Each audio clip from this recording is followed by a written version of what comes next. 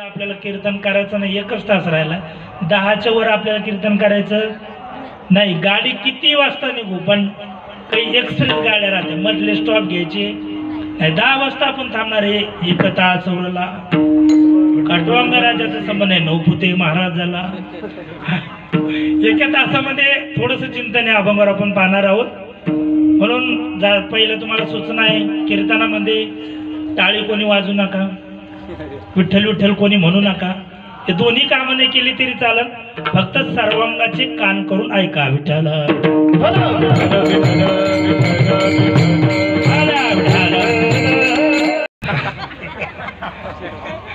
पुढं जागा नका ठेव मध्ये, जे मागून येते का ते पलीकडे बसतील. हा, आणि 1 तास फक्त बोलू नका, मी सोडून बरं. हा, तुम्ही बोलू नका, माझा ऐका फक्त. सेवेकरता निवडलेला अभंग 4 चरणाचा आहे. जगद्गुरु तुकाराम महाराज या अभंगाद्वारे स्वविषयक आलेला अनुभव प्रतिपादन करता. विठाला विठाला यथार्थ अनुभव तुकोबा प्रतिपादन करतात. सज्जनाओ माय बापाओ, आपण जर संत जीवनाचा आणि मानवी जीवनाचा विचार करायला गेलो, साधू संतांनाही अनुभव येतो आणि तो मामा सामान्यालाही अनुभव येतो. साधू संतांना जो अनुभव येतो त्याला पारमार्थिक अनुभव म्हणायचं, आणि तो मामा सामान्य जीवाला जो अनुभव येतो त्याला सांसारिक अनुभव म्हणायचं. सांसारिक अनुभव वेगळा, पारमार्थिक अनुभव वेगळा. पहिला आपण संतांच्या जीवनातला अनुभव पाहू. संतांच्या जीवनात दुःखही आलं आणि किंबहुना सुखही आलं तरी संत कधी क्षणभर देवाला विसरत नाही. दुःखाचे डोंगर आले जरी, आले जरी, दुःखाचे डोंगर आले जरी, दुःखाचे डोंगर आले जरी, आले जरी, दुःखाचे डोंगर आले जरी. तुका म्हणे तुझा न पडावा विसर, म्हणे तुझा न पडावा विसर, तुझा न पडावा विसर, तुझा न पडावा विसर. दुःखाचे डोंगर आले जरी, आले जरी, दुःखाचे डोंगर आले जरी, आले जरी, दुःखाचे डोंगर आले जरी. मृदंगाची ज्यांची साथ आहे, गडबडीत राहून गेलं. आदरणीय आमचे श्री हरिभक्त परायण कृष्णा महाराज कवळे आहे की नाही, अतिशय गोड वाजवणं आहे. कीर्तना करता समर्पक वाजवणं कसं असावं, गोड हात आहे. म्हणजे लय वाजवायला महत्व नाही, कीर्तनाला गायकाला कशी साथ संगत केली पाहिजे, मोजकं वाजवणं. म्हणून महाराजांना धन्यवाद. म्हणून या ठिकाणी पारमार्थिक अनुभव, साधू संतांच्या जीवनामध्ये दुःखही आलं आणि किंबहुना सुखही आलं तरी संत कधी क्षणभर देवाला विसरत नाही. उलट ज्या ज्या संतांच्या जीवनात दुःख आलं त्याही प्रसंगाला त्यांनी दुःख मानलं नाही, त्याही प्रसंगाला सुख मानलं, समाधान मानलं. आपण 5 मिनिटं महाभारतामध्ये जाऊ आणि लगेच रिटर्न भारतात येऊ परत. ज्यावेळेस महाभारतामध्ये युद्ध करत असताना त्या अभिमन्यूला बाण लागला आणि तो अभिमन्यू मरण पावला. सर्वांनी विचार केला की आता याच्या आईला कोण जाऊन सांगेल की तुझा मुलगा मेला म्हणून. आता मला सांगा कॅमेरेवाले दादा, अभिमन्यूच्या आईचं नाव काय? मी असं जे एका ठिकाणी कीर्तनात म्हणलं अभिमन्यूच्या आईचं नाव काय, एक म्हातारा माझ्याकडे काठी घेऊन आला आणि ते म्हणे तुला काय आला आणलं, आमचे काय आलं थंडीचे डोके खराब करतो म्हणे. हो, विना वाजणारे मै मित्र होते, मला तुम्ही तरी सांगा राव. तर मी सांगत पण निम्मे पैसे मला देत असतात. हा अभिमन्यूच्या आईचं नाव सुभद्रा. त्या सुभद्रेला कोण जाऊन सांगल तुझा मुलगा मेला म्हणून? कुणीच जाण्याकरता तयार होईना. कारण की आईला जाऊन सांगायचं तुझा मुलगा मेला म्हणून हे काम कोणालाही करण्याजोगं नाही. कारण की कोणतं काम कोणालाही सांगून चालत नाही. अधिकार तैसा दावीला मार्ग किंवा अधिकार तैसा करू उपदेश. जसा अधिकार असेल तसं काम सांगावं लागतं. मला सांगा, मेलेल्या माणसं पुढं वारकऱ्यांना भजन म्हणावं का? विशारद झालेले. आता आमचे रंगनाथ महाराज वारकरी विशारद आहे. ते वारकरी सांग रोज गाथा वाजणारी माणसं आहे. निश्चित विशारदला घेऊन जा बरं मौती पुढं. पैठणला माझा एक मित्र आला, आळंद देऊन मला फोन केला, बस स्टँडवर आलं. म्हणले बाबा मी बस स्टँडवर आलो, मला घ्यायला. मी त्याला घरी आणलं. अरे म्हणलं बाबा तू आता आराम कर, रात्रभर प्रवास करून दमलेला आहे, मला अर्जंट आमच्या गावाकडे काय अंत्यविधीला जायचं. तो आणि महाराज मला येऊन द्या तुमचं संग. म्हणलं तू माझ्याबरोबर येऊ नको, तिथं लई रडापडी असते, तुझी काय झोप होणार नाही, ते मला यायचंच म्हणे तुमच्याबरोबर. आता ते झाले ते विचारत, त्यांचे तानपुरा वगैरे जॉकेट घातलेलं होतं. मी 2-4 अभंग म्हणलो. एक माणूस म्हणे हे महाराज काय करते आळंदीला. म्हणलं हे गायन करतात, यांना एखादा अभंग म्हणून द्या, तुम्हीच म्हणून राहिले कावाचं. म्हणलं म्हणा बाबा तुम्ही एक अभंग. ते मला म्हणे कोणता म्हणू. म्हणलं कोणता नको म्हणू, सोयीना म्हण, नाहीतर आपल्याला दोघाला आंबी हळद लावते. मौती पुढं कोणते अभंग चलत नाही ना, ठराविक अभंग असतात. आम्ही जातो आमुच्या गावा, किंवा क्षणोक्षणा हाची करावा विचार, असे ठराविक अभंग म्हणायला लागतात. त्याने त्याचा तानपुरा काढला, काळी 2चं बटन दाबलं आणि अभंग म्हणायला लागला मौती पुढं. उजळले भाग्य. आता म्हणलं मी आलाय दुसरं काही म्हण. त्यांनी डायरेक्ट कृष्ण महाराज षड्ज लावला. कृष्ण गोकुळी जन्म. आता पहा कृष्णाच्या जन्माचं त्याच्या मौतीच आहे का काही, म्हणजे काही काहीला धोरणच राहत नाही पुढं काय करू. अहो मी पहिलंच कीर्तन करायला पुण्याला चाललो होतो. माझा एक मित्राने मला फोन केला, म्हणला महाराज मी धुळ्याला चाललो, म्हणलेलं आपल्या जीवनातला पहिलंच कीर्तन आहे, कोणता अभंग घेऊर मी कीर्तनाला. मी म्हणलं कीर्तन कशा निमित्त आहे. काही नाही, एका मुलाचा पहिलाच वाढदिवस आहे म्हणे, 12 वर्षानंतर मुलगा झाला म्हणे आणि त्याचा पहिलाच वाढदिवस आहे. मग मी म्हणलं तू कोणता अभंग घेणार होता. त्याने मला फोनवरच सांगितलं, नाशिवंत देह जाणार सगळं. म्हणलं मागही टोले खाशी. आता वाढदिवसाला नाशिवंत देह अभंग चलत होय, म्हणजे कोणते माणसं कुठेही पाठवून चलत नाही. जाऊन मी कशा करता सांगत होतो, कोण जाईन सांगायला की तुझा मुलगा मेला म्हणून कोणीच जाण्याकरता तयार होईना. सगळ्यांनी विनंती केली, देवा दुसऱ्याला पाठवण्यापेक्षा तुम्हीच जाणं. स्वतः देव गेले. 5 मिनिटं सुभद्रेच्या मालामध्ये स्तब्ध उभा राहिले आणि 5 मिनिटानंतर हळुवार आवाजात सांगितलं, सुभद्रा तुझा मुलगा युद्ध करत असताना अमर झाला. तरी ती देवाला काहीच बोलली नाही. पुन्हा 5 मिनिटं देव थांबले. पुन्हा 5 मिनिटांनी तिच्या डोक्यावर हात ठेवला, तिला हलवलं आणि सांगितलं, तुझा मुलगा युद्ध करत असताना वीरगतीला प्राप्त झाला. तरी ती देवाला काही बोलली नाही. 10 मिनिटानंतर देवानी तिच्या पायाला हात लावला, तिला हलवलं आणि सांगितलं, तुझा मुलगा युद्ध करत असताना मरण पावला. सुभद्रा म्हणले, देवा खाली बस. तेव्हाच ही गोष्ट तुम्हाला 15 मिनिटापूर्वी सांगितली ना की तुझा मुलगा अमर झाला. त्याच वेळेस माझ्या लक्षात आलं की माझा अभिमन्यू आता या जगामध्ये राहिला नाही. सुभद्रा देव म्हटले, तुझ्या लक्षात आलं पण माझ्याने लक्षात आलं म्हणले. अजून म्हणले का. अरे मला असं वाटलं होतं मुलगा मेला ही बातमी कळल्यावर तू एखाद्या जमिनीवर चक्कर येऊन पडशील, तोंड झोडायला लागशील, माती उकरायला लागशील. यातला कुठलाच हावभाव तुझ्या चेहऱ्यावर दिसला नाही मला. सुभद्रा सांगते, देवा आज माझा मुलगा मेला, त्याला मला रडण्याची काय गरज आहे. तो मेला नाही म्हटली, त्याला तू स्वतः आज मारलं आणि मला माहित तू कोणालाही मारत नाही. भक्ता राखी पाया पासी, भक्ता राखी पाया पासी,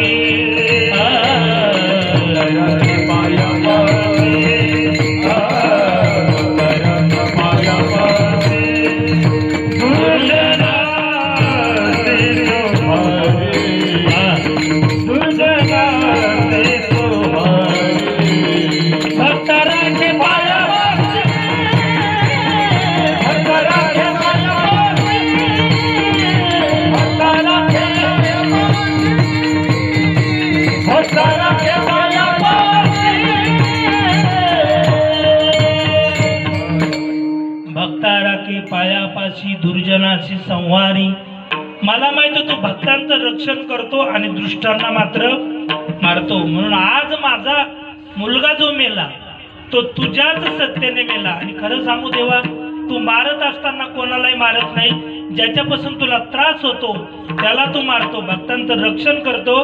माझ्या अभिमन्यूपासून आज तुला काहीतरी दुःख झालं असेल आणि खरं सांगू तुझ्या सुखाकरता जर माझ्या अभिमन्यूला तू आज मारला असेल तर खरोखर जन्माला येऊन माझी कुस आज धन्य झाली. एवढ्या करता मला एक उदाहरण सांगायचं होतं. मुलगा मेल्यानंतर याही प्रसंगाला तिने दुःख मानलं नाही, हा परमार्थिक अनुभव आहे. विठाला संसारिक अनुभवाचे 4 प्रकार पडतात. पहिला अनुभव घ्यायचा नाही, सांगायचा नाही. दुसरा अनुभव नाही आला तरी चालेल पण इतरांना सांगायचा. तिसरा अनुभव येतो पण सांगता येत नाही. आणि चौथा अनुभव आज साधू संतांनी स्वतःही घेतला आणि जगालाही दिला. पहिला अनुभव स्वतःही घ्यायचा नाही आणि दुसऱ्यालाही सांगायचा नाही, हा प्रपंचातला अनुभव. प्रपंचातला अनुभव दुसऱ्याला का सांगायचा नाही? त्याचं कारण आहे, त्याच्यामध्ये सांगासारखं काही उरलेलं नसतं, म्हणून तो कधी दुसऱ्याला सांगायचा नाही. कबीर महाराज म्हणले, जो देखे सो दुखिया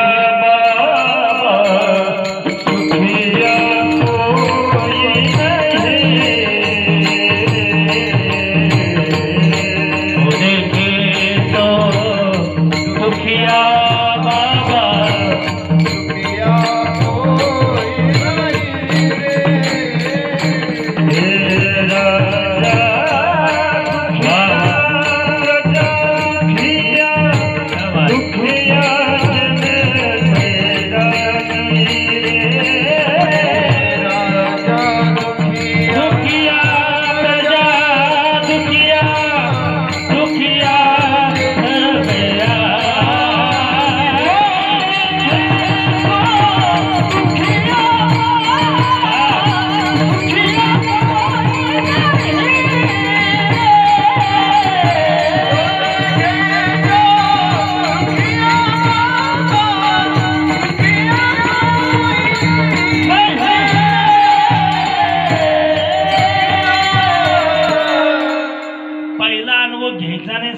प्रपंचातला अनुभव.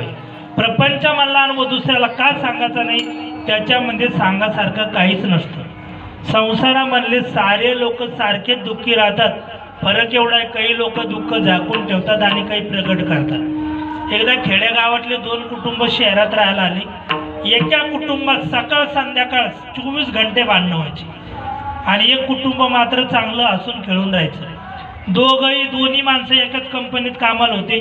ज्या कुटुंबात भांडणं होत होते त्या कुटुंबातली बाई म्हटले, आपले शेजारचे पहा म्हटले किती चांगलं, रोज सकाळ संध्याकाळ हसून खेळून राहतात. आपण तर गाव सोडून आलोय किरकिरीला कटाळून, तरी तुमच्यात काही बदल झाला नाही. शेजारचे पहा म्हणले किती चांगले राहतात. तो म्हणला, आम्ही ड्युटीला गेल्यावर तू त्या बाईला विचारून तुमचं बरं चालू आहे का? हे दोघं ड्युटीला गेले आणि ही बाई तिच्याकडे गेली. म्हणले, का हो ताई, आमच्या घरी तर रात्रंदिवस धावाधावीचे. म्हणले, तुमचं लय चांगलं चालू आहे, सतत तुम्ही हसत राहता. तिने सांगितलं, तुला कोणी सांगितलं आमचं बरं चालू आहे? हा आम्ही पाहतो म्हणले, समोरासमोरच घर आहे. तिने सांगितलं, तुमचं आणि आमचं एकच धोरण आहे म्हणे, आमचा फक्त आवाज असाच आहे. म्हणले, कसं काय? सकाळी माझ्या नवऱ्याला ड्युटीला जायचं राहतं म्हणजे 7 वाजता. माझा नवरा सांगतो, गावाकडे दुष्काळ पडलेला आहे, आई बापाला खूप अडचणी पैशाची, थोडे पैसे गावाकडे पाठवावे लागतील. हा ते म्हणतात पाठवायचे, मी म्हणते नाही पाठवायचे. असं करून करून दोघांचे भांडणं लागतात. मी करीत राहते चपात्या, माझ्या हातामध्ये राहतं बेलणं. मी ते बेलणं माझ्या नवऱ्याला फेकून आणते. लागलं तर मी हसते, उकलं तर माझा नवरा हसतो. याच्या पलीकडे काही नाही म्हटले बदल. तिने सांगितलं, आमचंच बरं आहे म्हणले तुमच्यापेक्षा, त्याला आमच्या घरात अजून हाणाहानी तरी नाही म्हटलं. फक्त माणसाला वाटतं की त्याचं बरं आहे, बरं कोणाचंच नाही, हे खरं आहे. परंतु आपल्याला वाटतं की दुसऱ्याचं बरं आहे. कबीर महाराज म्हणले, जो देखे सो. हो, संसारातला अनुभव घ्यायचा नाही, सांगायचा नाही. दुसरा अनुभव नाही आला तरी चालेल, सांगायचा. तिसरा अनुभव येतो पण सांगता येत नाही. चौथा अनुभव तुकोबरांनी स्वतःही घेतला आणि जगालाही दिला. सेवितो हरच वाटितो आणि का, वाटितो आणि का, सेवितो हरच वाटितो आणि का, वाटितो आणि का, सेवितो हरच वाटितो आणि का, वाटितो आणि का, सेवितो हरच वाटितो आणि का, वाटितो आणि का. घ्यारे होऊ नका रान भरी, घ्यारे होऊ नका रान भरी, घ्यारे होऊ नका रान भरी. विटेवरी जाते पाऊल समारी,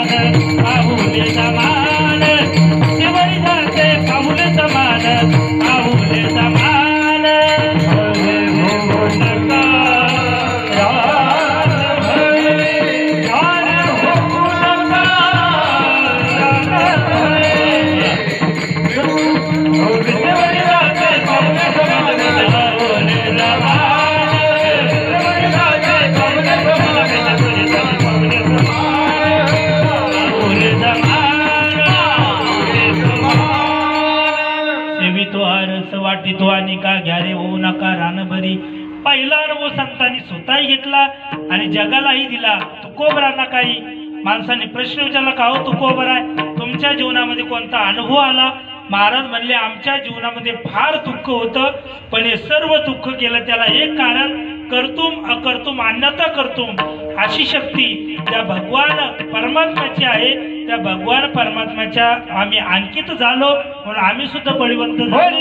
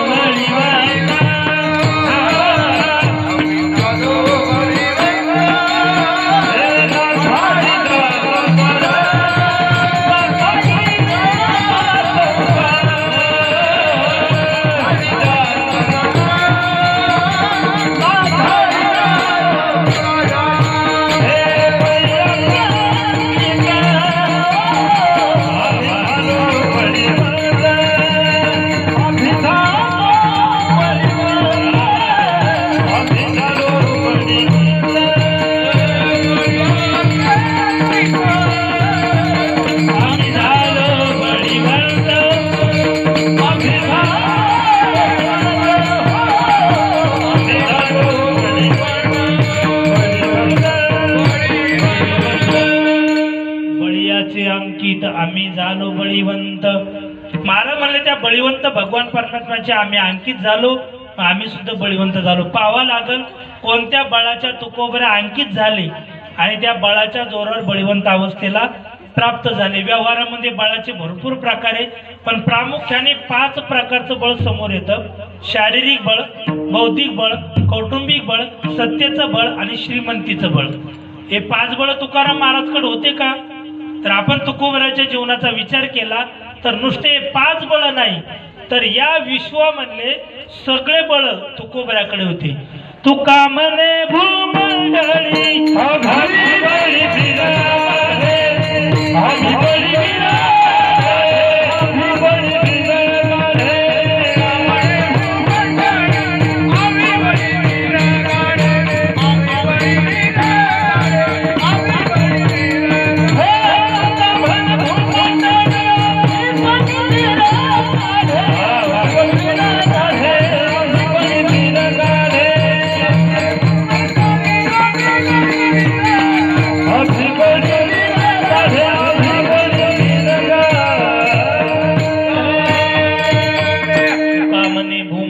आम्ही बळी विरगाडे सर्व प्रकारचं बळ होतं पण कधी तुकोबराने कोणत्या बळावर सत्ता गाजवली नाही. शारीरिक बळाचा विचार केला तर महाराज म्हणले कोपले पाटील गावीचे लोक आता मज भीक कोण घाली. शारीरिक बळ वापरलं नाही. बौद्धिक बळाचा विचार केला तर 5वा वेद असणारा गाथा तुकोबराने तो आम्हाला दिला पण ते तुकोबरा स्वतःला म्हणतात देवा अनाथ अपराधी पतित आगळा परी पाया वेगळा नका करू. मी तव अनाथ अपराधी कर्महीन मतिमंद बुद्धी मी तुझं आठविले नाही कधी वाचे कृपानिधी माय बापा. शारीरिक बळ वापरलं नाही, बौद्धिक बळ वापरलं नाही. कौटुंबिक बळाचा विचार केला तर असं म्हणतात जिजाबाईचा आणि तुकाराम महाराजाचा कितीचा आकडा होता 36चा आकडा होता. बऱ्याच बायांना लोकांना जर जिजाबाईचं कीर्तनात नाव घेतलं तर राग येतो का. लोक म्हणतात तुकाराम महाराजाची जिजाबाई तुकाराम महाराजाला शिव्या देत होती परंतु ती काय तुमची आमची जिजाबाई होती का कलियुगातली. तुकाराम महाराजाच्या जिजाबाईचा आणि आपल्या जिजाबाईचा फरक सांगतो. तुकाराम महाराजाची जिजाबाई शिव्या द्यायची पण पहिलं पोटभर जेव घालायची नंतर शिव्या द्यायची. तुमची आमची जिजाबाई पोट भरून शिव्या देतील, मग जेवायला वाढीती काय खाईल ते? त्या जिजाबाईची ह्या जिजाबाईची बरोबरी होऊ शकत नाही. या महाराष्ट्रामध्ये 2 जिजाबाई झाल्या. पहिली जिजाबाई झाली जगद्गुरु तुकोबरांची.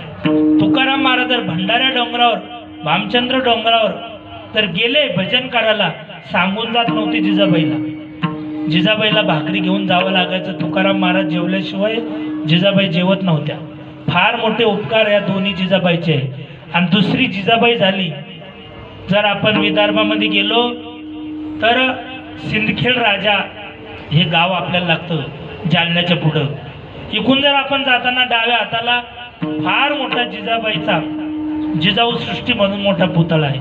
जर कधी तुम्ही सिंदखेड राजाला गेले तर मासाहेब जिजाऊंच्या पायाचं दर्शन कधीच घेऊ नका. मग जिजाऊ मासाहेबांच्या पोटाचं दर्शन घ्या. का? ज्या पवित्र कुस्तीने छत्रपती सारखं रत्न या महाराष्ट्राला दिलं, म्हणून त्या जिजाबाईच्या पोटाचं दर्शन घ्या. खऱ्या अर्थाने म्हणावं लागेल आपल्याला, धन्य धन्य थोर आई शिवरायाची जिजाई, धन्य धन्य थोर आई शिवरायाची जिजाई, आज पूजी तो महाराष्ट्र सारा.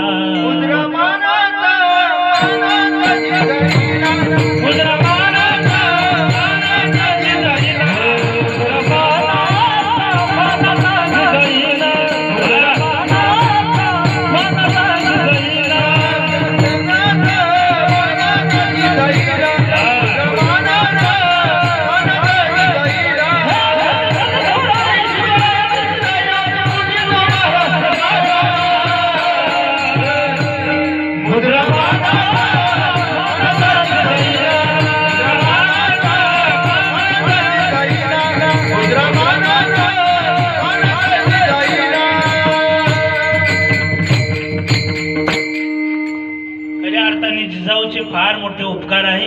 म्हणून कौटुंबिक बळाची साथ महाराजांना नव्हती. त्याही बळावर सत्ता गाजवली नाही, शारीरिक बळावर गाजवली नाही, बौद्धिक बळावर गाजवली नाही. जर आपण श्रीमंतीच्या बळाचा विचार केला तर जगद्गुरु तुकोबराच्या घरी स्वतः देव पाहुणे म्हणून आले. तुकोबरा देवाला म्हणले, देवा अरे मी दुर्बळ आहे, मी तुला काही देऊ शकत नाही.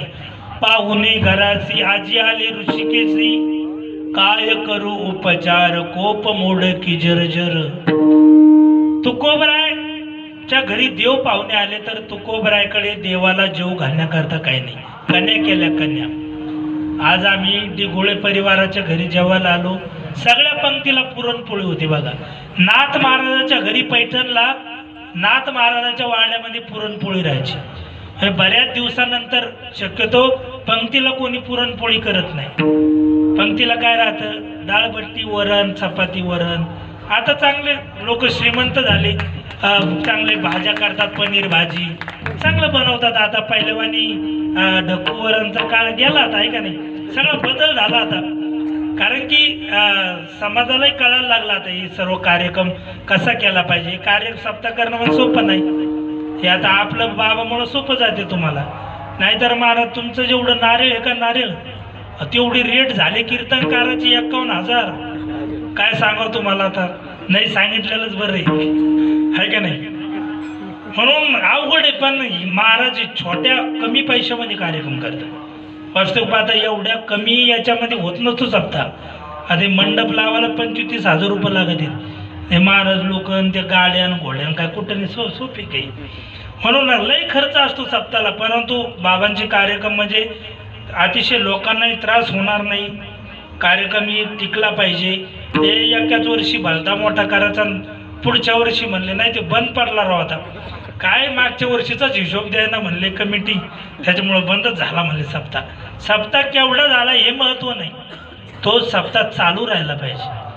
वास्तव पाहता काही काही लोक आम्हाला सांगते, महाराज रात्रीचा बाबा असा होता ना, 51,000चा बाबा होता राज, त्याला 51 देते लोक. आमचे 5 ठरलेले राहते, त्यातून 2,000 कमी करते. बाबा म्हणले का इथं देऊ, मग कशाला बाबाला म्हणायची वाट पाहतो. हे समाज अवघड आहे महाराज. म्हणून जाऊन द्या, काय विषय चालला होता आपला बोलू नाहीये. बोलायची वेळ येते कधी कधी धनाचा. त्या तुकाराम महाराजांचं मी सांगत होतो, त्यांच्या घरी देवाला जीव घालायला काही नव्हतं आणि आम्ही नुसतं त्या तुकाराम महाराजाचं भगवान बाबाचं माऊलीचं नाव घेतो तर आज लोक आम्हाला एवढा जीव लावतात, त्यांच्या पोरापेक्षा ज्यादा एवढं जीव घालतात, सन्मान करतात. खऱ्या अर्थाने आपण सुद्धा त्या साधू संतांच्या वचनाप्रमाणे राहिलं पाहिजे. देव तुकोबरा म्हणले, देवा मुख शुद्धी तुळशी दळ, तुका म्हणे मी दुर्बळ. भगवान परमात्म्याला जीव घातलं, कन्या केल्या, तीही बळ वापरलं नाही. कुठलंच बळ जर महाराजांनी वापरलं नाही, मग महाराज नेमकी कोणत्या बळाच्या जोरावर बळीवंत अवस्थेला प्राप्त झाले? हे 5 बळ नसले तरी काही फरक पडत नाही. पण परमार्थ करताना 2 बळ लागतात, त्याचं नाव आहे विवेक आणि वैराग्य. हे विवेक वैराग्याचं बळ तुकोबरा सांगतात आम्ही अंगीकृत केलं. विवेकासहित वैराग्याचे बळ दगदगीत ज्वाळा अग्निदेसा. या विवेक वैराग्याच्या जोरावर आम्ही बळीवंत अवस्थेला प्राप्त झालो. बळीयाचे अंकित आम्ही झालो बळीवंत. आता बळीवंत अवस्था प्राप्त होण्याकरता अंकित होत असताना एकनिष्ठ भाव खूप महत्वाचा आहे. कारण की परमार्थामध्ये भावाला खूप किंमत आहे. कारण की परमार्थामध्ये 3 गोष्टी खूप महत्वाच्या आहेत. भाव तिथं देव, पाप तिथं भेव आणि चिवडा तिथं शेव. शबरीकडे काय होतं? फक्त भाव होता. आश्रमात या कधी रेशील रामा रघुनंदना. फक्त तिच्याकडे शुद्ध भाव होता. भगवान परमात्मा शबरीकडे घरी आले. फार भावालाच परमार्थामध्ये किंमत आहे.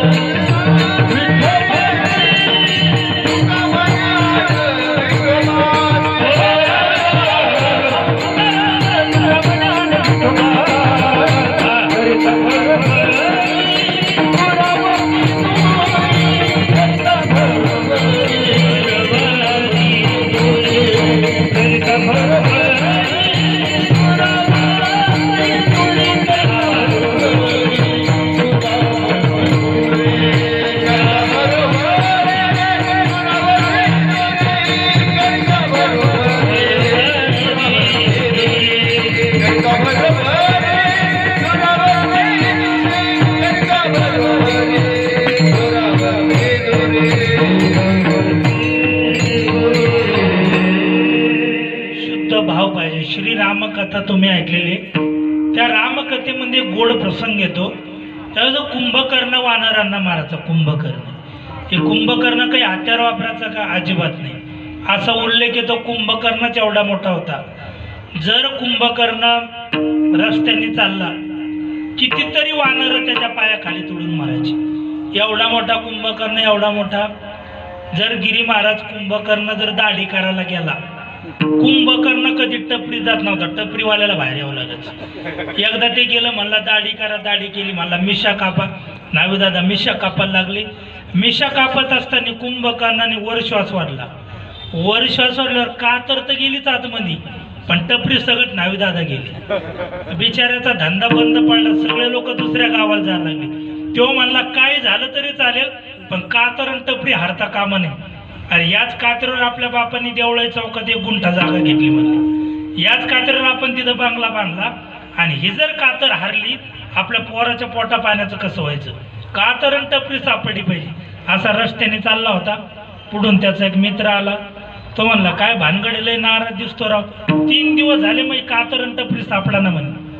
चल म्हणे गावाकडं, कधीच सापडू शकत नाही. म्हणले कस काय?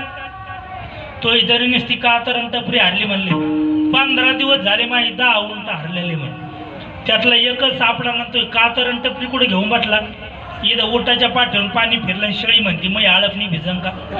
हा तो काय करते म्हणले, हलकटाच्या घरी खुळपट गेलं, जातं झाडून पिठलं गेलं. कधी कधी होतं ना आपल्या माग आपला ताण चालू राहतो आणि दुसरा माणूस तिसरं काम घेऊन येतो मध्ये. माझं त्या घनसावंगीकडे कीर्तन होतं आता 15 दिवसापूर्वी.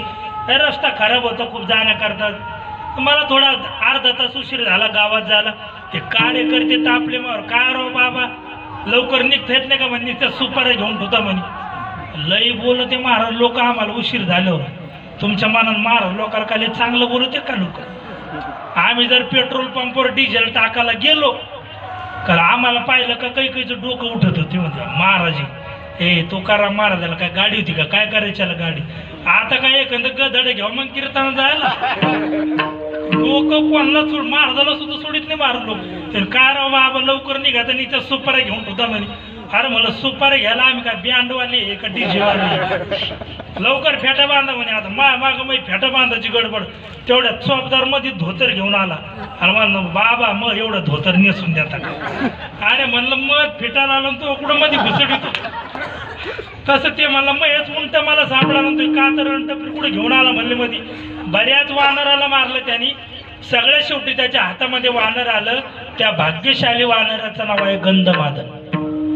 त्या गंधमादनच्या नरडीला धरून दाबलं कुंभकर्णाने. त्याच्या कानातून तोंडातून रक्त गळायला लागलं. पण तो गंधमादन एवढा भाग्यशाली वानर होता त्याच्या रक्ताचा सुद्धा सुगंध येत होता. का त्यांनी जीवनामध्ये श्रीराम प्रभूच्या भजना व्यतिरिक्त काहीच केलं नव्हतं. श्रीराम जय जय राम श्रीराम जय राम जय जय राम.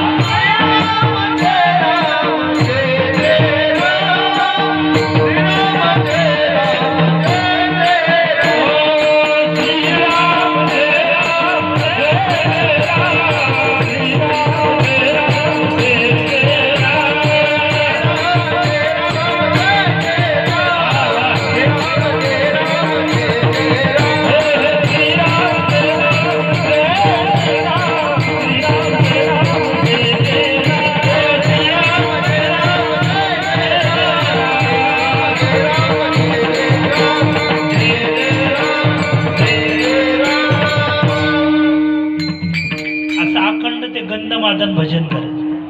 त्याच्या रक्ताचा सुगंध आल्यावर कुंभकर्ण म्हणले वानरा का मरतो माझ्या हाताने जिवंत सोडतो तुला.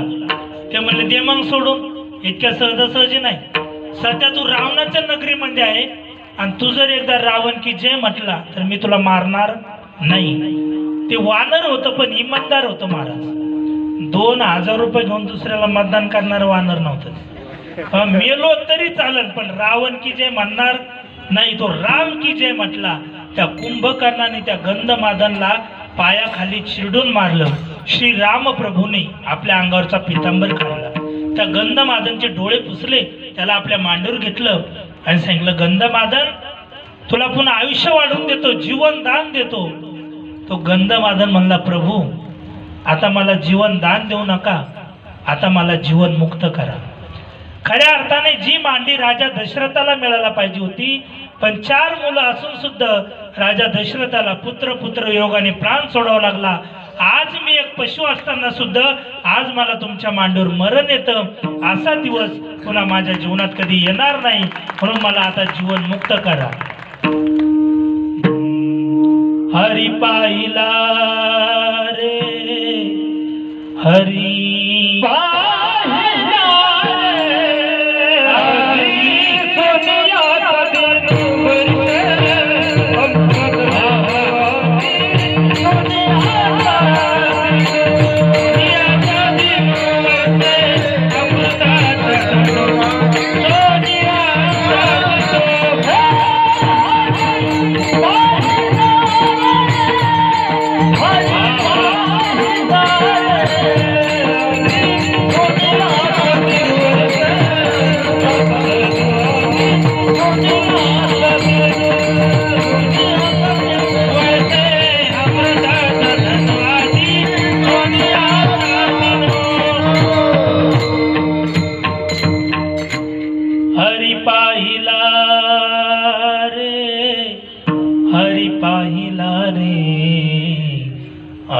सोनियाचा दिन वरसे. श्री राम प्रभूने त्याच्या मस्तकावर हात ठेवला आणि त्याला मोक्ष गतीला प्राप्त करून दिलं. त्या गंधमाताने आपला प्राण दिला, परंतु रावण की जे म्हटला नाही. एवढ्या एकनिष्ठ भावाने जर आपण अंकित झालो तरच ती बळीवंत अवस्था आपल्या जीवनामध्ये प्राप्त होणार आहे. बळीयाचे अंकित आम्ही झालो बळीवंत. काय केलं त्या विवेक वैराग्याच्या बळावर? तेच अभंगाच्या दुसऱ्या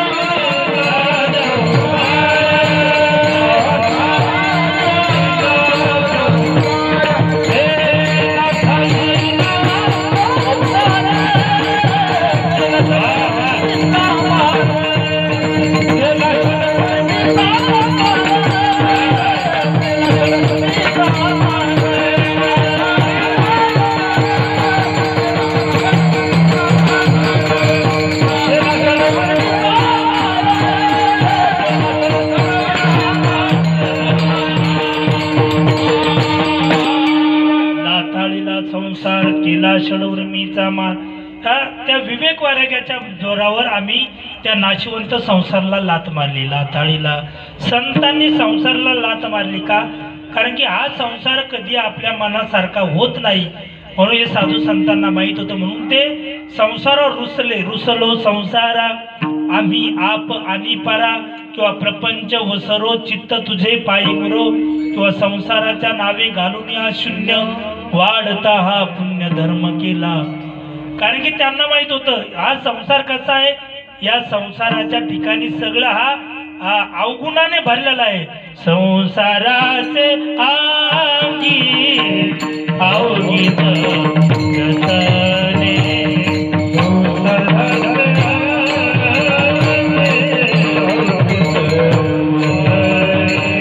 आम्हिया कीर्तने शुद्ध झालो शुद्ध झालो शुद्ध झालो. आता येतो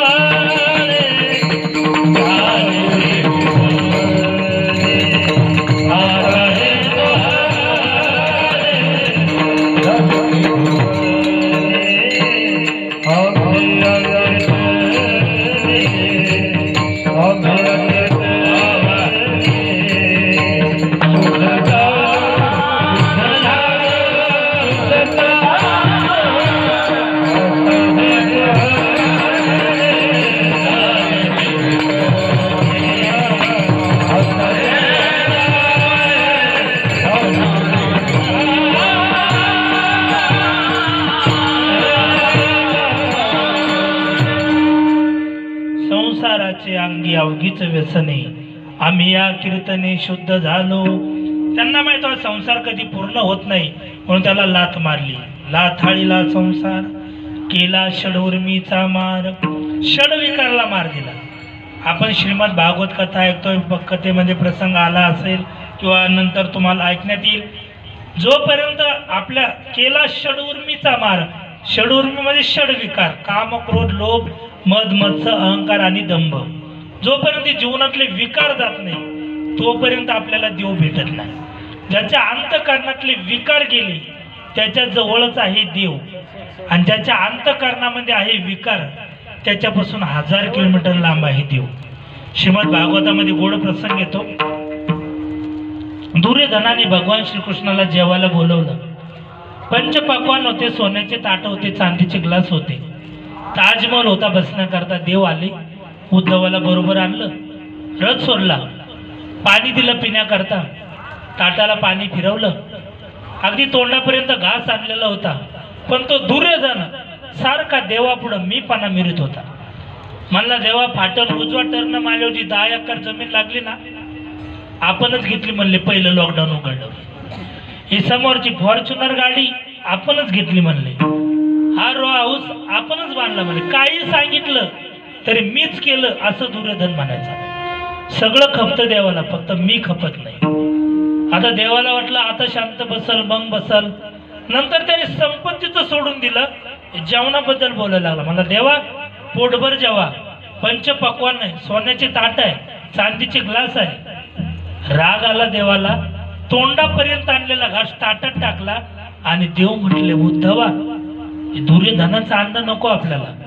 अरे उद्धव म्हणला असं काय करता राव देवा, एवढा चांगला बेत सोडून पंक्तीला कुठं जातं वरण चपात्या खायला? जेवण तर करून घ्या, झोपाला आपण कोणत्या टोल नाक्यावर गाडी उभा करू सावलीला? देव म्हटले नको नको, हे दुर्योधनाचं अन्न जर आपण खाल्लं ना तर आपली बुद्धी सुद्धा भ्रष्ट होईल, पण आपल्याला इथं जेवायचं नाही.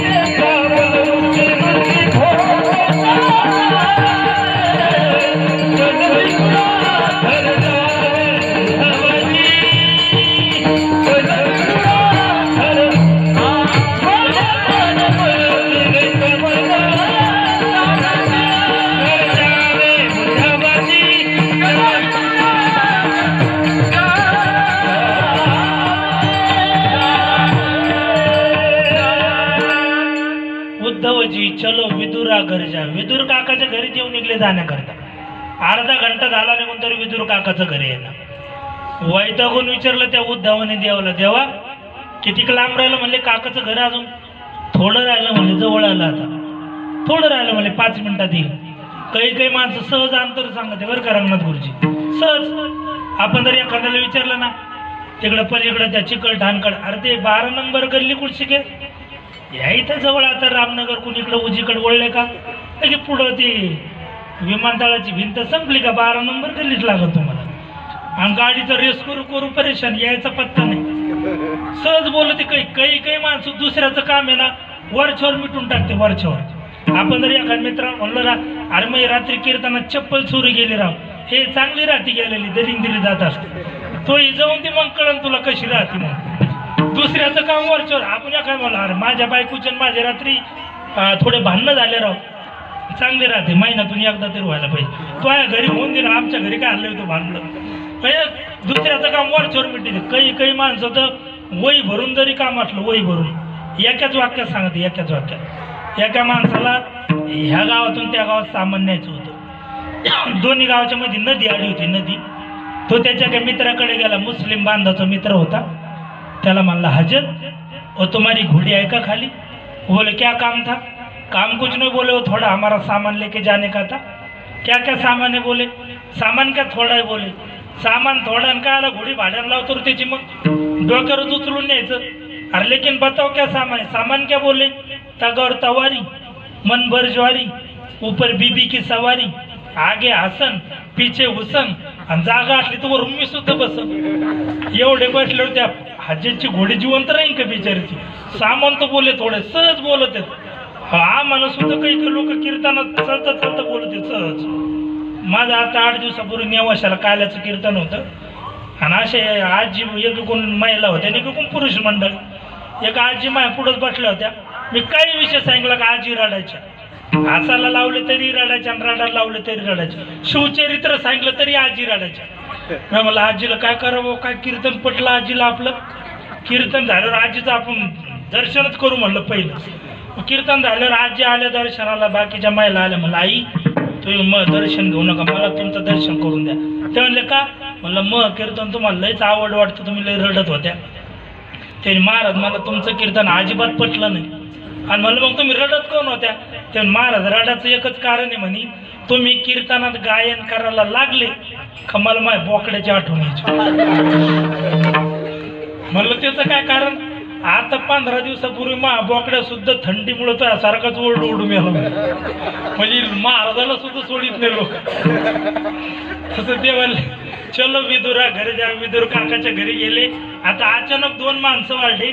विदुर काकाच्या घरी केल्या होत्या कन्या. कन्याचा स्वयंपाक असा राहतो, जरी माणसं वाढले तर कन्या टाकावं लागत नाही. पाणी टाकलं कन्या जादा होतात. हे महिला मंडळ हुशार राहतात स्वयंपाकामध्ये. काही करू त्या स्वयंपाकाला हुशार राहते, वाढायला नाही हुशार राहत. जेवायला चौघ बसते, ताटात 2च भजी घेऊन येतात. हवंय का हवंय का? अरे मग काय युस तू खाऊ का टाकव ना मा. पण विदुर काकाची बायको लय हुशार. आपली तर लय होते बरं का भजी, आपलं नाही. मग विदुर काकाची घरच्या देवाने कन्या स्वीकारल्या, परंतु दुर्योधनाचे पंचपक्वान्न स्वीकारले नाही. दोन्हीकडचा फरक सांगतो तुम्हाला. विदुर काकाच्या घरी कन्या आहे आणि दुर्योधनाकडे पंचपक्वान्न आहे. विदुर काकाच्या कन्या केळीच्या ताटात आहे आणि दुर्योधनाच्या कन्या पंचपक्वान्न सोन्याच्या ताटात आहे. विदुर काकाच्या घरी पाणी प्यायला मडका आहे आणि दुर्योधनाकडे चांदीचं ग्लास आहे. विदुर काकाकडे काहीच नाही, पण आहे त्याच्यात प्रेम आहे. दुर्योधनाकडे सगळं आहे, पण त्याच्या जोडीला मीपणा आणि अहंकार आहे. म्हणून भगवंताने विदुर काकाच्या कन्या घेतल्या, परंतु दुर्योधनाचे पंचपक्वान्न स्वीकारले नाही. थोर प्रेमाचा भुकेला आहाची दुष्काळ तयाला. म्हणून भगवान परमात्म्याला लावतो तो शुद्ध भाव लागतो. म्हणजे ज्याच्या अंतकरणातले विकार गेले त्याच्याच जवळ देव राहतो. म्हणून महाराज म्हणले आम्ही त्या विकाराला मार दिला. केला षडउर्मीचा मार. आणखी काय केलं? जनतन धन केले तृणही समान. आणि यांना दूर केल्यामुळं एक उच्च कोटीची अवस्था आमच्या जीवनात प्राप्त झाली. अभंगाच्या शेवटच्या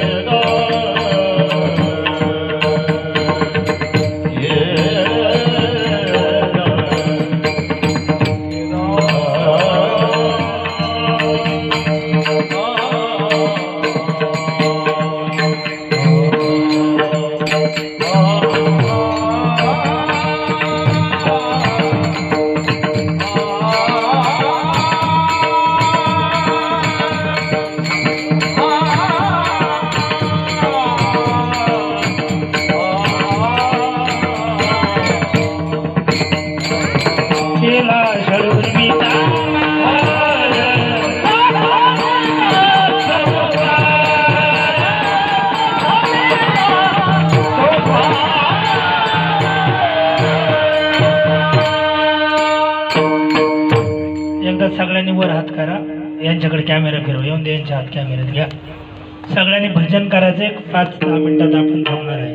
विठोबा रखुमाई, विठोबा रखुमाई, विठोबा रखुमाई, विठोबा रखुमाई, विठोबा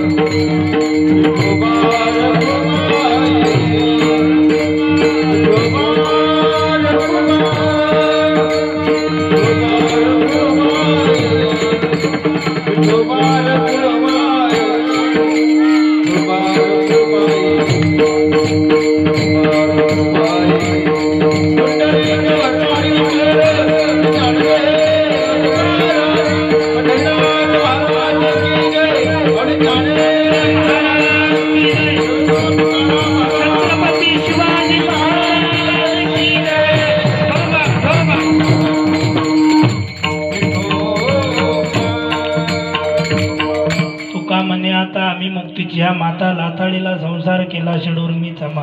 सो आपला वेळ संपलेला, अगदी 5 मिनिटं घेऊन सेवेला विराम द्यायचा आहे. मी रोज कीर्तना शेवटी 5 मिनिटं भ्रूण हत्येवर, व्यसनावर आणि आईवडिलावर बोलत असतो. सकळ तीर्थाची धुरी जे का माता पितरे त्या सेवेचे कीर शरीरे लोन कीजे.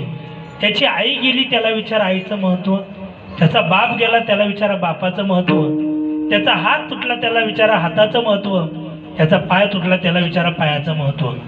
आपण जरी आई वडिलांना विसरलो तरी आई वडील आपल्याला कधीच विसरत नाही. एकदा एका मुलाचे वडील अगदी तो 3 वर्षाचा असताना मरण पावले. अतिशय गरीब परिस्थिती होती. लोकांची तर कामाला जाऊन त्या बाईने त्या मुलाचं शिक्षण केलं, खूप शिकवलं, मोठा वकील झाला, 50,000 रुपये महिना कमवायला लागला. त्याचं लग्न झालं, अतिशय शिकलेली मुलगी केली त्याने. लग्न झाल्यानंतर त्या मुलीने सांगितलं, तुमची म्हातारी आई घरामध्ये कुठेही थुकते, घाण करते, एकतर तुमची आई घरात राहील अन्यथा मी राहील. त्याने सांगितलं, अगं माझ्या आईने माझ्याकरता काय काय नाही केलं. तिने सांगितलं, मला बाकी काही सांगू नका. रात्रभर त्याने विचार केला. सकाळी आईकडे गेला, त्याच्या डोळ्यातून अश्रूच्या धारा येऊ लागल्या. त्या आईने त्याचे डोळे पुसले, म्हणले, बाळा तुझ्या डोळ्यातून अश्रू का? तो मुलगा म्हणला, आई आतापर्यंत मी मागितलं आणि तू दिलं नाही, असं कधी झालं नाही. आज मात्र शेवटचं मागतो, याच्यानंतर जीवनात तुला कधी काही मागणार नाही. बोल काय पाहिजे म्हणले तुला? तुला असं वाटतं ना की माझा संसार सुखात असावा? म्हटले हो. मग मी सुखात राहावा असं जर तुला वाटत असेल तर उद्यापासून तुला हे घर सोडून जावं लागतंय. या घरामध्ये तुला राहता येणार नाही. त्या आईने सांगितलं, काही हरकत नाही, तुझा संसार जर सुखाचा होत असेल तर हे घर सोडून जाण्याकरता मी तयार आहे. तिने आपले कपडे घेतले, शेजारच्या गावात गेली, भीक मागून खायची आणि रस्त्याच्या कडाला झोपायची. एक कंडक्टर त्या म्हातारीला रोज येता जाता पाहायचा. एक दिवस त्याने बेल वाजवली, एसटी थांबवली आणि विचारलं, आजी हा खूप मोठा जालना संभाजीनगर हायवे रोड आहे, रोडवरून थोडा आत झोपत जा, एखाद्या ट्रकचा बसचा धक्का लागल, मरता तुम्ही.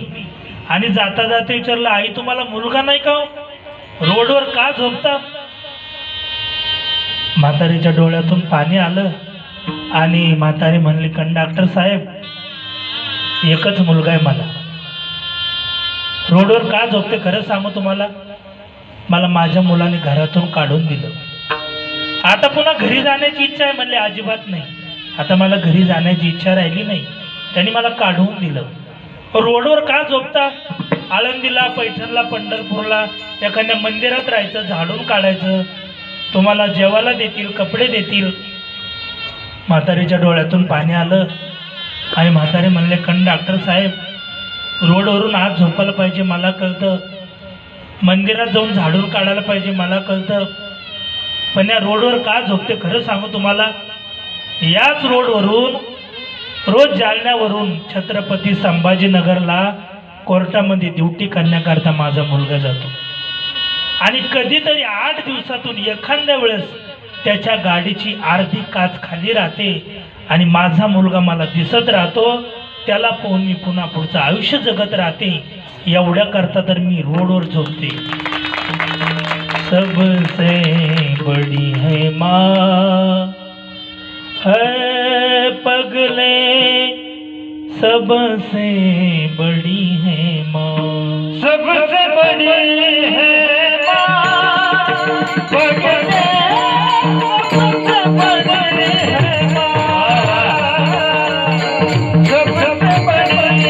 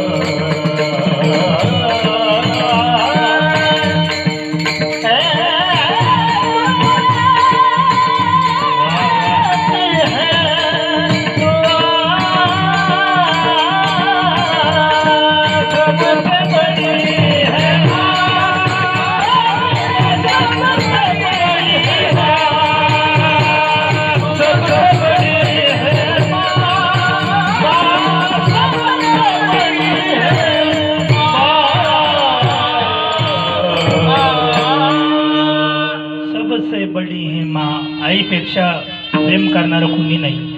त्याची आई गेली त्याला आईचं महत्व कळतं, त्याचा बाप गेला त्याला बापाचं महत्व कळतं.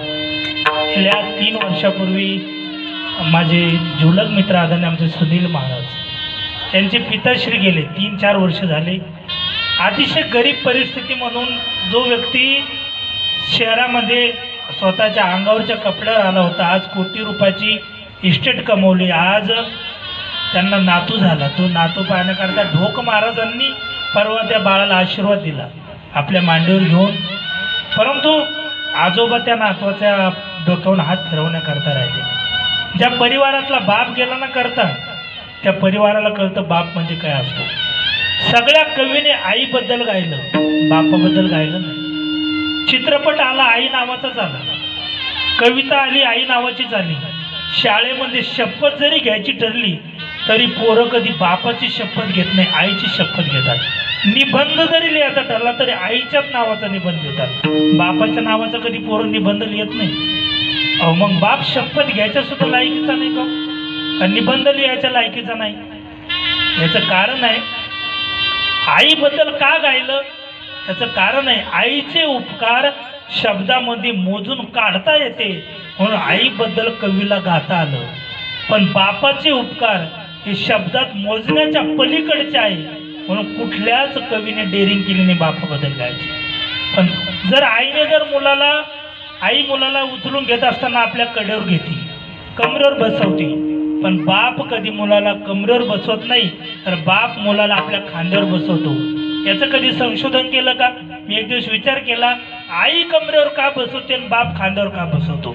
आईची इच्छा राहते, बाळा अरे मी जेवढं पाहिलं ना तेवढंच जग पाय, तू लई जादा भानगडीत पडू नको. परंतु बापाची इच्छा राहते, अरे मला जे जमलं नाही ते तू पूर्ण करून माझ्या इच्छा पूर्ण कर, म्हणून बाप पोराला खांद्यावर बसवतो आणि आपल्या डोक्याच्या वर ठेवतो. मग बाप हा कधी कोणाला कळलाच नाही हो काय असतो बाप. फार सुंदर गायलंय का कवि. उरामध्ये माया ज्याच्या काळ्या मेघावानी दाखविना कधी कुणा डोळ्यातल पाणी. जिजू जिजू संसाराचा गाडा हाकला, होटामध्ये हसू जरी कणा वाकला, घडीभर तू थांब जरा, ऐक त्याची धापर, लय अवघड हाय गड्या उमगाया बापर, उमगाया बापर. हो त्याच्या फाटक्या सदऱ्याला किती ठिकाळ जोडलेली, उभ्या आयुष्याला त्यानं कशी कातर लावली. मला कस तरी होत या कुणी बाबा म्हणताना, वरी हुंद का दाटतो या गोष्ट बापाची सांगताना. माझ्या डोळ्यातले आसव कुणी मायेन पुसताना, वरी हुंद का दाटतो या गोष्ट बापाची सांगताना. माझ्या अल्पबुद्धीप्रमाणे अगदी नियोजित वेळेमध्ये थोडंसं चिंतन मांडण्याचा प्रयत्न केला. सर्व भाविकांना विनंती आहे, आज सप्ताहाचा 3रा दिवस आहे की नाही, आज 3 दिवस पूर्ण झाले म्हणजे जवळजवळ अर्धा सप्ताह आपला आता कडायला लागलेला आहे. उद्या 4था दिवस म्हणजे 5व्या दिवसापासून अर्धा सप्ताह पूर्ण होतो. ज्यांनी कोणी या धार्मिक कार्य आहे, तुका म्हणे सत्य कर्म व्हावे साह्य, घातली भय नरका जाणी. असे आपण दवाखान्यामध्ये किती पैसे भरतो, लॉकडाऊनमध्ये किती पैसे लोकांना द्यावं लागले.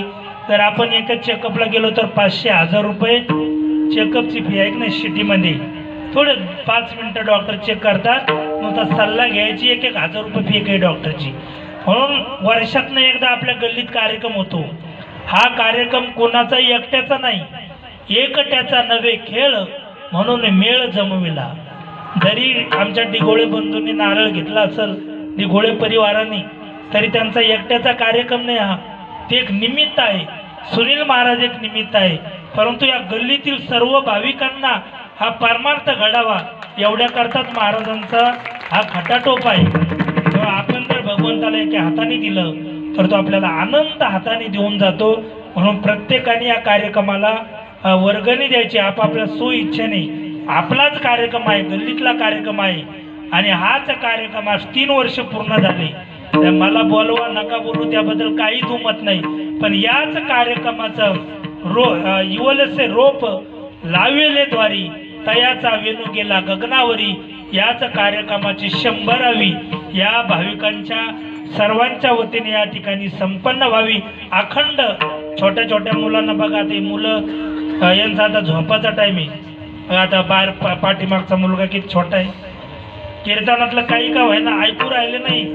कीर्तनात नुसतं झोपलं जर येऊन तरी फायदा आहे, काही नका करू, इथे येऊन झोपले जरी तरी फायदा. एक माणूस कधीच कीर्तनाला जात नव्हता, त्याची बायको म्हणली अहो तुम्ही घ्यायचा कीर्तनाला, तो मला लई झोप येते, म्हणले झोपा कीर्तनात येऊन.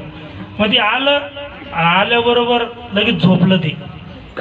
तर महाराजांनी प्रतिष्ठित माणूस होता तो, महाराज त्याला आल्याबरोबर म्हणले, महाराज म्हणले आले या, लगेच खाली बसला, बसले बसा, आणि 5 मिनिटांनी झोपला, म्हणले झोपले झोपा. नंतर ते 10:30लाच उठून गेलं. महाराज म्हणले चालले जा. एवढे 4 शब्द ध्यानात ठेवले त्यांनी, आले या, बसले बसा, झोपले झोपा, चालले जा. ते गेलं कीर्तन, घरी गेलं, त्याला झोप लागली आणि 1:30 वाजता त्याच्या घरी चोर आले. आणि 1:30 वाजता चोर आल्यानंतर त्याची झोप विचित्र होती, ते डोळे उघडे ठेवून झोपायचे. आणि ते डोळे उघडे असल्यामुळं ते चोर लई वेळचं नियोजन चालू होतं, पण याचे डोळे उघडे, ते झोपलेलं होतं पण याला वाटलं जागीच आहे. मग एका चोरांनी डेअरिंग केली आत यायची, आणि ते चोर आत आलं. आत आल्यानंतर हे स्वप्नात आरबळायला लागलं, कीर्तन ध्यानात आलं. तेव्हा नवपुते महाराज काय सांगत होते रात्री, आपले गिरी महाराजांनी काय सांगितलं, आले या.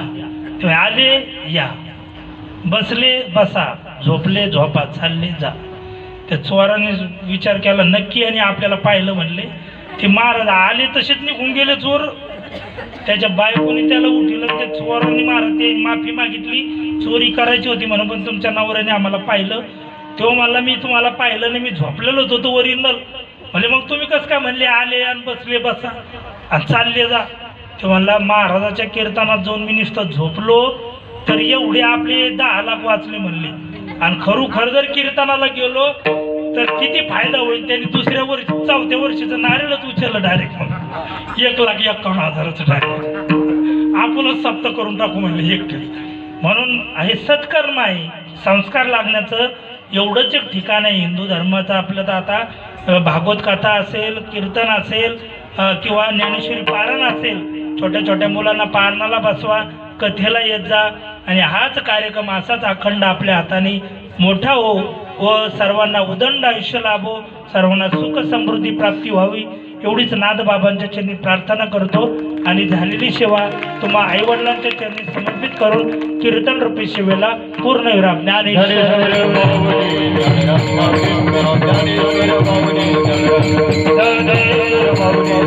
जय जय